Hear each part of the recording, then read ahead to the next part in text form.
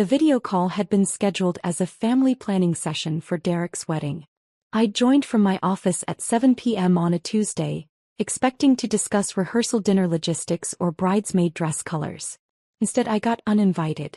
"So, Amber, we need to talk about something sensitive," Derek began, his fiancée Ashley sitting beside him with her perfectly highlighted hair and her hand on his shoulder. "Ashley and I have been going over the guest list and we've made some difficult decisions." Mom and Dad were on the call too, their faces carefully neutral in that way that meant they already knew what was coming. "We're trying to keep the wedding very curated," Ashley said, her voice syrupy with false sympathy. "My family is flying in from Connecticut. My father's colleagues from the firm. Derek's business partners. It's going to be a very professional crowd." "Okay," I said slowly, not yet understanding. Derek cleared his throat. "The thing is, Amber, you don't really fit the vibe we're going for. Ashley's dad is the CFO of a pharmaceutical company. Her brothers both work in investment banking. All of my groomsmen are from the startup world. And you're—" He trailed off. "I'm what?" I asked quietly. "You're a teacher," Ashley finished as if she'd just said, "serial killer. Elementary school. Which is lovely really, but Derek and I are building a brand together. His startup is about to go to Series B funding. We're positioning ourselves in a very specific way, and having you there would just send the wrong message." "The wrong message?" "About our network," Derek explained. "About the kind of people we associate with. Ashley's family already thinks I come from, well, a less sophisticated background. Having my sister there in a dress from Target, talking about fourth graders and art projects, it would just validate their concerns." I looked at my parents. Mom was nodding slowly. Dad was studying his hands. "You agree with this?" I asked them. "Honey, it's Derek's wedding," Mom said. "He and Ashley need to make the choices that are best for them. This is about their future. Their business relationships. You understand. We'll take you out for a nice dinner after the honeymoon," Dad added. "Just family. Low-key. More your speed." I sat there in my ergonomic chair in my corner office with its view of the waterfront, wearing my Target dress that actually cost $2,800 from a boutique in Soho, and I felt something inside me go very, very cold. "Okay," I said calmly. "I understand. Congratulations on the wedding." I ended the video call. Then I opened my email and typed a message to Sarah Chin, managing partner at Quantum Ventures, the venture capital firm I'd founded 3 years ago with my own $50 million in seed money. "Sarah, execute immediate withdrawal from Mitchell Tech Solutions. Pull all $1.8 million in funding. Activate the termination clause. I want every dollar out by end of business tomorrow. Full report on my desk by 9 a.m. I hit send. Then I poured myself a glass of wine and waited. Derek's phone started exploding at 7:43 p.m. "My name is Amber Mitchell and I've been lying to my family for 5 years. Not lying exactly. More like allowing them to believe a very specific version of reality that I'd carefully constructed. The truth was this. I taught elementary school for exactly 2 years after college. I loved it. Genuinely loved it. The kids, the creativity, the feeling of making a difference in small, meaningful ways. But I also had a side project. During my second year teaching, I'd started developing an educational app in the evenings. Nothing fancy, just a gamified learning platform that helped kids with reading comprehension. I taught myself to code using free YouTube tutorials. I'd tested the app with my students. It worked beautifully. I launched it on a shoestring budget. Within 6 months, it had 100,000 downloads. Within a year, it had caught the attention of a major educational technology company that acquired it for $50 million. I was 25 years old. I quit teaching and started a venture capital firm focused on educational technology and women-led startups. I did it quietly using a slightly different version of my name, Mitchell instead of Amber Mitchell, and keeping my personal life completely separate from my professional one. My family never noticed. They decided I was the teacher sister, and that was that. Sweet Amber who loved children and art projects. Poor Amber who'd never make real money. Simple Amber who didn't understand business or networking or ambition. Derek, meanwhile, was the golden child. 3 years older than me, he'd always been the smart one, the ambitious one, the one who was going places. He'd graduated with a business degree and immediately started a tech company, Mitchell Tech Solutions, a B2B software platform for supply chain management. The company had struggled for years. Derek was a great salesman but a mediocre businessman. He burned through his savings, then through mom and dad's retirement contribution, then through maxed-out credit cards. 2 years ago he'd been on the verge of bankruptcy. That's when I'd stepped in. I'd done it anonymously, of course.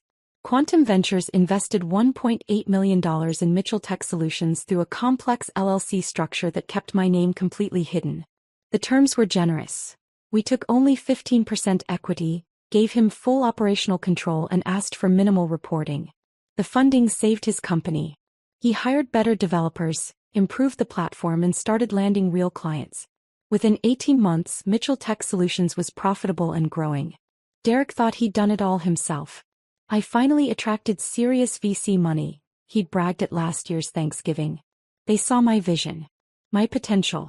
This is what happens when you have real business acumen. I'd smiled and asked him to pass the sweet potatoes. At Christmas he'd given me a gift card to Target. For your classroom supplies, he'd said generously. I know teachers don't make much. I'd thanked him. The gift card was for $50. I'd made $3.2 million in portfolio returns that quarter. But I'd never told them. I kept teaching. Now as an adjunct volunteer at a charter school 1 morning a week because I actually missed the kids. I'd kept driving my sensible Subaru. I'd kept living in my teacher apartment. Actually a penthouse I owned outright, but they'd never visited to see the difference.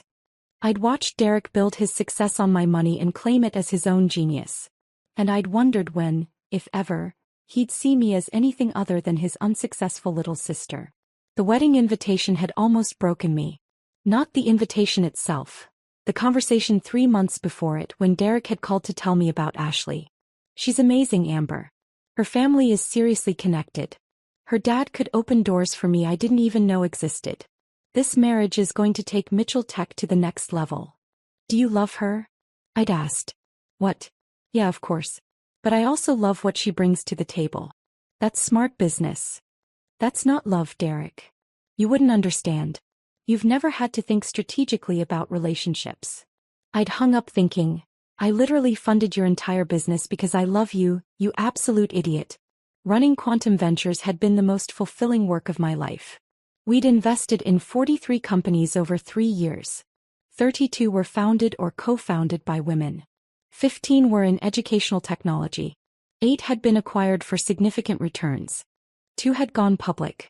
Our portfolio was worth $340 million. I'd personally made Forbes' 30 Under 30 list in the venture capital category.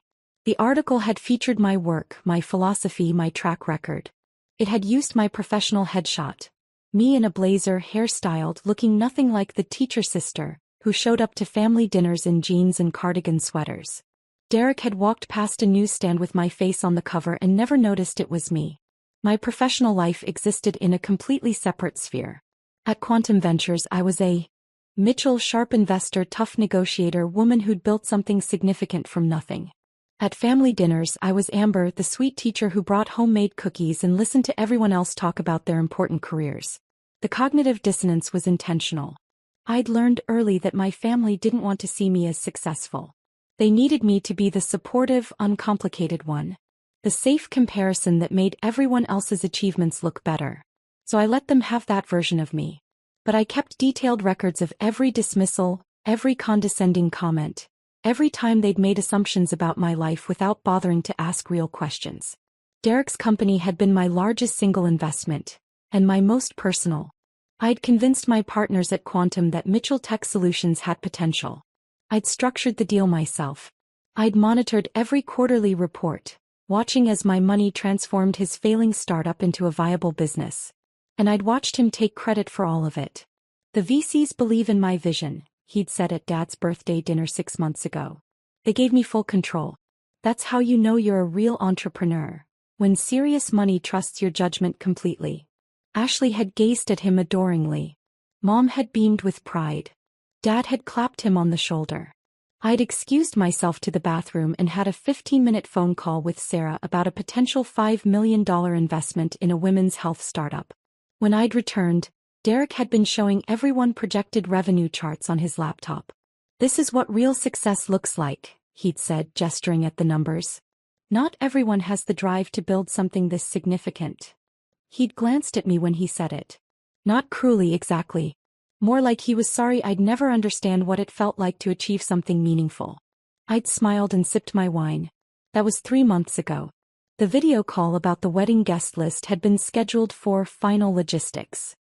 I'd already bought my dress, an actual designer piece, expensive because I'd planned to look exceptional. I'd been looking forward to celebrating Derek's happiness, despite my complicated feelings about Ashley. Instead, I got a lecture on optics. It's not personal, Ashley had said, her tone suggesting it was extremely personal. It's just that Derek's company is at a critical stage. We need to be surrounded by people who enhance our brand. And teachers are wonderful, of course, but they're not exactly impressive, Derek had finished. Her dad's colleagues are going to be there. People who could write checks for our Series B round. We can't have you there talking about finger painting and asking what Series B even means. I never said I didn't know what Series B funding is. Come on, Amber. You're a teacher. Why would you? Mom had interjected then. Sweetie, you have to understand. Derek's worked so hard to build his company. This wedding is about positioning him and Ashley as a power couple. You'd want to support that, wouldn't you? By not attending my own brother's wedding. By understanding that sometimes love means stepping aside, Dad had said quietly. This isn't about you. But it was about me. It was about the version of me they'd decided I was, and their complete lack of interest in who I actually was. After I'd ended the call, I'd sat in my office for 20 minutes, looking out at the city lights. I'd built my entire professional life on identifying potential in people and companies that others overlooked. I'd made millions by seeing value where others saw nothing. And my own family couldn't be bothered to look past their assumptions about me. I'd funded Derek's company, literally saved it from failure, and he was uninviting me from his wedding because I wasn't impressive enough to be associated with his success. Success I'd made possible. The irony was almost beautiful. I'd opened my email to Sarah Chin with steady hands. Sarah called me at 7:55 p.m., 12 minutes after I'd sent the email. Amber, I got your message about Mitchell Tech Solutions. Are you sure about this? The company is performing well. This is one of our best returns. I'm completely sure. Can I ask what changed? The founder uninvited me from his wedding because having a teacher there would hurt his image. There was a long pause. The founder is your brother. Yes. Who doesn't know you're the investor? Correct.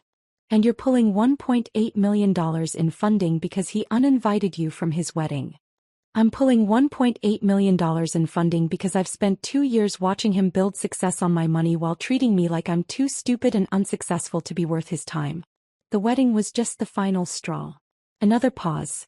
Then, the termination clause in our contract allows for immediate withdrawal with 30 days' notice.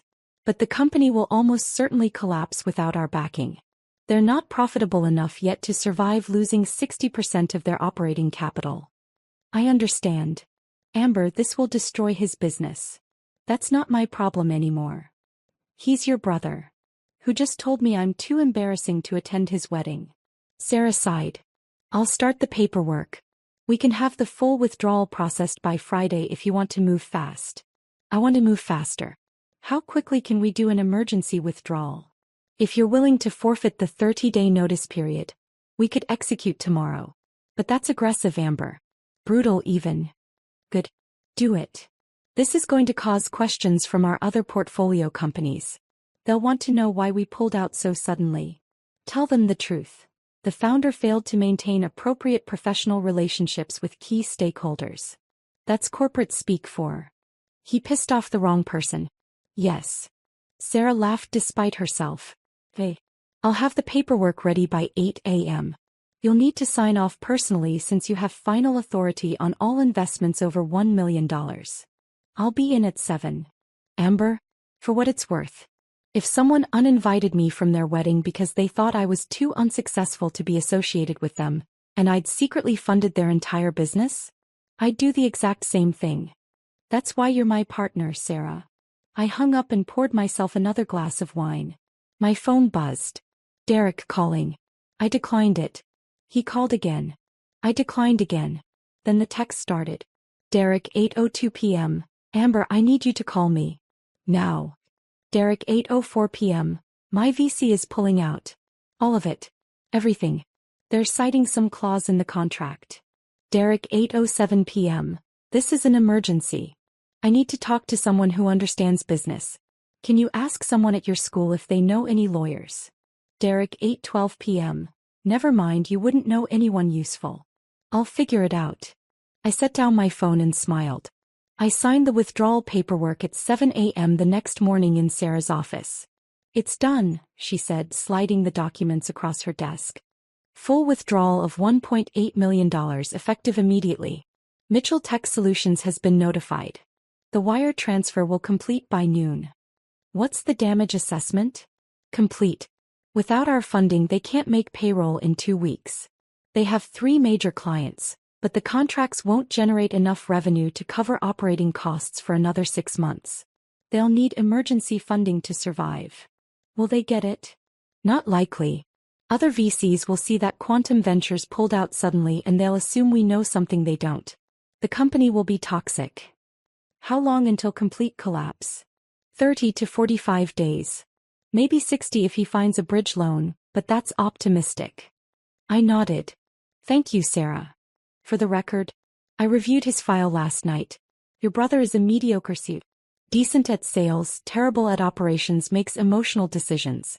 We've been carrying him for 2 years. You made the right call pulling out.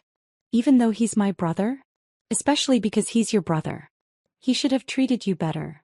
I went to my penthouse and waited. Derek appeared at my apartment building at 2:30 p.m. The doorman called up. Ms. Mitchell, there's a Derek Mitchell here to see you. He says he's your brother and it's an emergency. Send him up. I debated whether to change clothes, put on the designer pieces, let him see the penthouse, reveal everything at once. But I decided against it. I wanted him to see me exactly as he'd always seen me. His unsuccessful teacher sister. At least at first. Derek burst through the door when I opened it. He looked terrible, hair disheveled, shirt wrinkled, eyes wild. Amber, thank God. I've been calling everyone. Mom, Dad, my business partners. Nobody knows what to do. My VC firm pulled out. Just pulled out. No warning. No explanation. $1.8 million gone. I'm sorry to hear that. The company is dead without that funding. Dead. Ashley's father was going to introduce me to his network after the wedding. This was supposed to be my breakthrough moment. But now. He ran his hands through his hair. I don't know what to do. Have you tried calling the VC firm? Asking why they pulled out? I talked to some associate. She said it was a strategic portfolio decision. That's corporate BS for, we don't want to tell you. I leaned against my kitchen counter. Maybe they lost faith in your leadership. My leadership? Are you kidding? I've grown this company 300% in 2 years. I landed 3 major clients. I built something from nothing. Did you though? He stared at me. What? Build it from nothing. Did you do that alone? I mean, I had investors obviously. But I'm the one who made it work. I'm the one with the vision. The drive. The business acumen. He shook his head. You wouldn't understand. This isn't like teaching where you just follow a curriculum. This is real entrepreneurship. Right. Real entrepreneurship. Look, I didn't come here for a pep talk or whatever. I need practical help. Do you have any savings? Anything?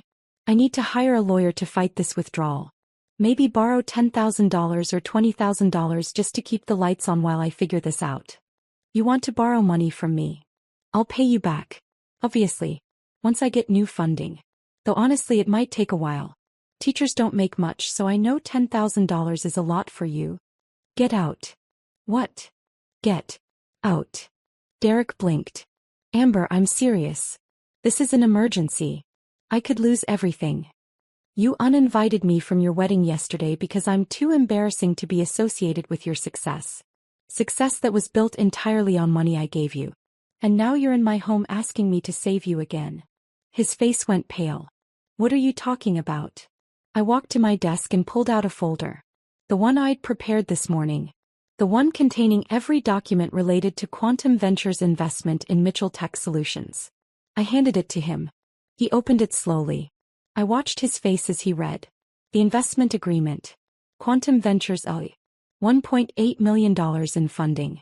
The signature at the bottom, A. Mitchell, managing partner. This is. He looked up at me. Mitchell. That's you. Amber Mitchell. Yes. You're the VC? I'm the VC. I founded the firm. I made the investment decision. I've been funding your company for 2 years. His hands were shaking. That's not possible. You're a teacher. I was a teacher. For 2 years. Then I sold an edtech app for $50 million and started a venture capital firm. We're now managing a $340 million portfolio. I made Forbes 30 Under 30 list last year. You walked past my face on a magazine cover and didn't recognize me. But you live in this apartment. You drive a Subaru. You talk about 4th graders. I volunteer at a charter school 1 morning a week because I enjoy teaching. I live in this penthouse because I own the building. I drive a Subaru because I like it. None of that has anything to do with what I'm worth. Derek sank onto my couch. You've been lying to us. I've been letting you believe what you wanted to believe. You decided I was unsuccessful because I didn't perform wealth the way you think it should look. You never asked about my life. My work. My finances. You just assumed. Does Mom know? Dad? No. And they won't. Not from me. Why? His voice cracked. Why did you fund my company if you were just going to pull out and destroy it? I funded your company because you're my brother and you were failing. I believed in you. I wanted you to succeed. I structured the deal generously, 15% equity, full operational control, minimal oversight. I could have taken 40% and put my name on everything, but I didn't. I let you have the credit. Then why pull out now? I walked over and stood in front of him. Because yesterday you told me I was too embarrassing to attend your wedding. You said having a teacher there would kill your image. You uninvited me from one of the most important days of your life because you thought I was unsuccessful and simple and not worth being associated with your brand. Amber. You built your success on my money, my faith in you, my investment. And you thanked me by deciding I wasn't good enough to stand beside you when you celebrated that success. Tears were streaming down his face now. I didn't know. You didn't care to know. That's worse. Can you reinvest? Please? I'll make you a public partner. I'll tell everyone the truth. I'll put your name on everything. No. Amber, please. The company will die without that funding. Ashley's father will never respect me. The wedding is still happening? Well, yes, but then you made your choice. You decided Ashley's family and your image were more important than your sister. You don't get to take that back now that you need something from me. But I love you. You're my sister. Funny how you love me now that you know I'm worth something. He buried his face in his hands. What do I do? I don't know, Derek. Figure it out. You're the real entrepreneur with the business acumen, remember? Not like me. I'm just a teacher who doesn't understand how these things work. I walked to my door and opened it. You need to leave now. Amber. If you tell Mom and Dad about this, about Quantum Ventures, about the money, about any of it, I will ensure that you never get funding from any VC firm in this city ever again. Do you understand me? He stared at me with red eyes. You'd do that. You uninvited me from your wedding to protect your image. I'm withdrawing $1.8 million to protect my peace. We're both making strategic decisions about what matters most. Derek stood up slowly. At the door he turned back. I'm sorry. I'm so sorry. I know you are. Now that it costs you something to not be sorry. He left without another word. I closed the door and leaned against it. My hands were shaking. My heart was pounding. But I didn't feel guilty. I felt free. Mitchell Tech Solutions filed for bankruptcy 42 days later. Derek had scrambled to find emergency funding, but Sarah had been right. No other VC would touch a company that Quantum Ventures had suddenly abandoned. The optics were too bad. Everyone assumed we knew something they didn't. 3 employees left immediately. The remaining staff worked without pay for 3 weeks before they quit too. Derek tried to keep the servers running on credit cards, but eventually even that wasn't enough. The company dissolved on a Tuesday morning in March. Ashley's father had been furious. The wedding was still on. Too much money already spent, too many guests already invited. But the relationship between Derek and Ashley's family had soured completely. I heard about all of this through Mom's increasingly frantic phone calls. Derek's company went under, she'd said, crying. Everything he built. Gone. Remember, he's devastated. Can you talk to him? You two used to be so close. I'm busy with school, I'd said. Spring semester is hectic.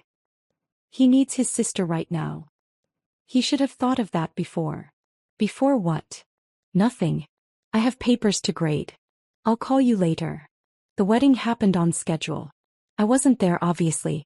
I spent that Saturday at a venture capital conference in Boston, networking with other investors and announcing Quantum Ventures' newest $8 million fund focused on women-led educational technology companies. My keynote speech was covered in TechCrunch. A. Mitchell of Quantum Ventures makes case for investing in education innovation. Derek never noticed. According to Lauren, my younger sister who had attended the wedding, the event had been beautiful but tense. Ashley's family had been cold to Derek. Several of his former business associates had skipped the reception. The best man's toast had been awkward. It was weird, Lauren told me over coffee 2 weeks after. Derek seemed miserable, like he was going through the motions. And Ashley kept introducing him to her family as, my husband who's between opportunities. It was uncomfortable. That's too bad. Do you know what happened with his company? He won't talk about it. Not really. Business stuff is complicated. Lauren had studied me for a moment. You seem different lately. More, I don't know, confident. Maybe teaching is finally building my self-esteem, I'd said with a smile. But the truth was I'd stopped pretending. Not publicly, I still kept my professional and personal lives separate. But internally I'd stopped apologizing for who I was. Stopped making myself smaller to make others comfortable. I'd spent years hiding my success to see if my family would love me without it. They hadn't. So now I was done hiding, at least from myself. 6 months after the wedding, Derek showed up at my apartment again. This time the doorman called up and I almost said no. But curiosity got the better of me. Derek looked different. Thinner. Older. His expensive suit had been replaced with jeans and a sweater. He'd grown a beard. Can I come in? I stepped aside. He sat on my couch, the same spot as before, and looked around the apartment like he was seeing it for the first time. This is really nice, he said quietly. I never actually paid attention before. No. You didn't. Ashley and I are getting divorced. I'm sorry. Don't be. You were right about her. About the marriage. It was about business, not love. When the business died, there was nothing left. He rubbed his face. Her father hasn't spoken to me in 4 months. I'm working as a sales consultant now. Making about 1/10 of what I used to make. That's hard. Mom told me you're still teaching. 1 morning a week, she said. That's right. But you're not. I mean, that's not. He looked at me.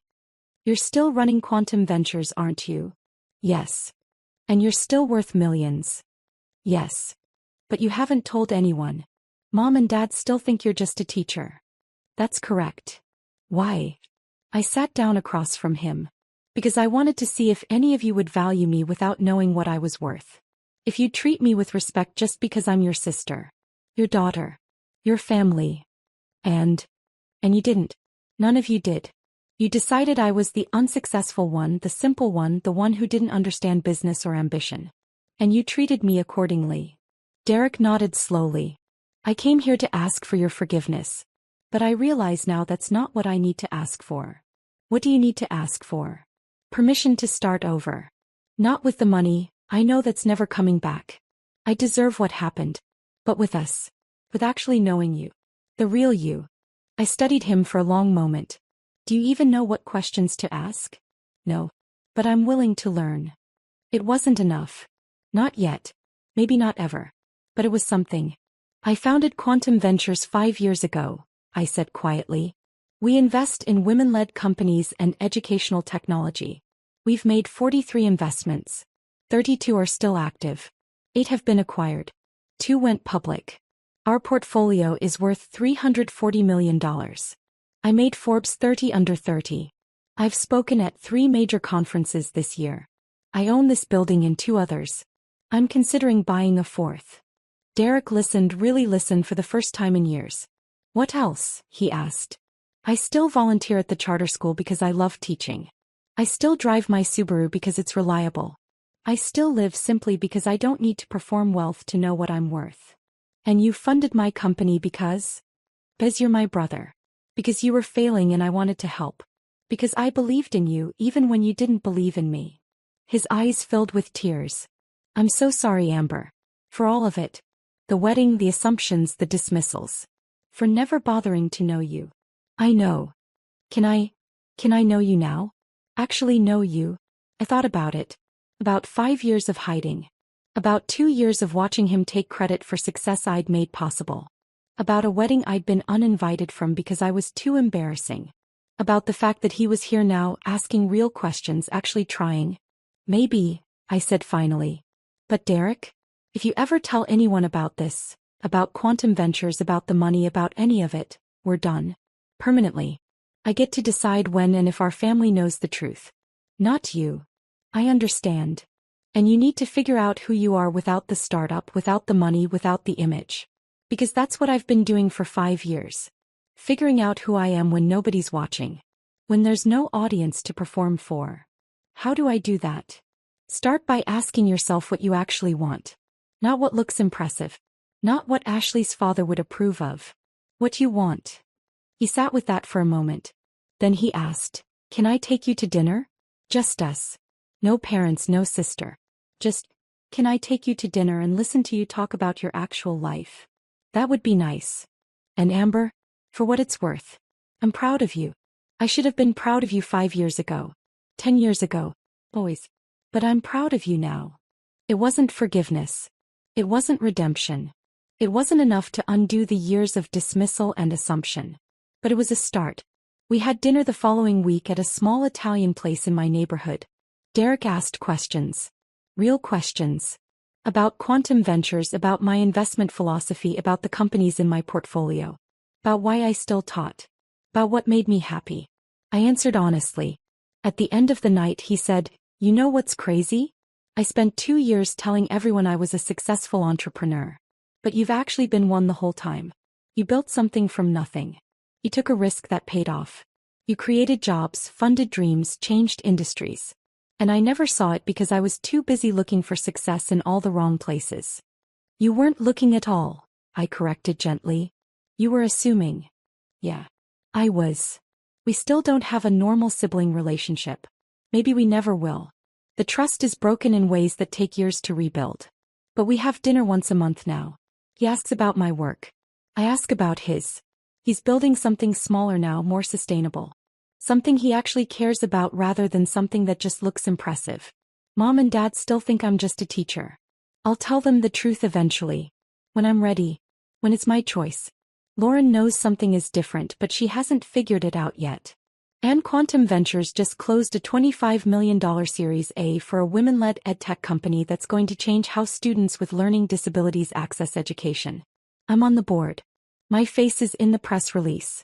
But my family still won't notice. Because they're still not looking. And I'm done shrinking myself to fit their assumptions. I'm A. Mitchell, managing partner of Quantum Ventures. I'm Amber Mitchell, volunteer teacher who loves 4th graders. I'm worth $127 million. And I'm finally done being invisible.